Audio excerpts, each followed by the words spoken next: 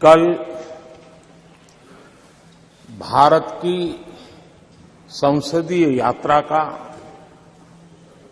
एक स्वर्णिम पल था।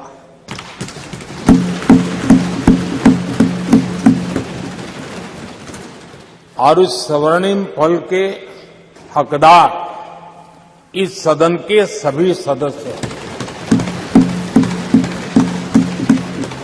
सभी दल के सदस्य हैं, सभी दल के नेता भी हैं। सदन में हो या वह सदन के बाहर हो, वे भी उतने ही हकदार हैं।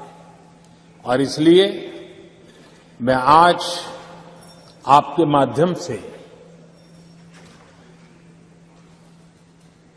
इस बहुत महत्वपूर्ण निर्णय में और देश की मातृशक्ति में एक नई ऊर्जा भरने में ये कल का निर्णय और आज राज्यसभा के बाद जब हम अंतिम पड़ाव भी पूरा कर लेंगे, देश की मातृशक्ति का जो मिजाज बदलेगा, जो विश्वास पैदा होगा, वो देश को नई ऊंचाइयों पर ले जाने वाली एक अकल्पनीय अप्रतिम शक्ति के रूप में उभरेगा। ये मैं अनुभव करता हूं।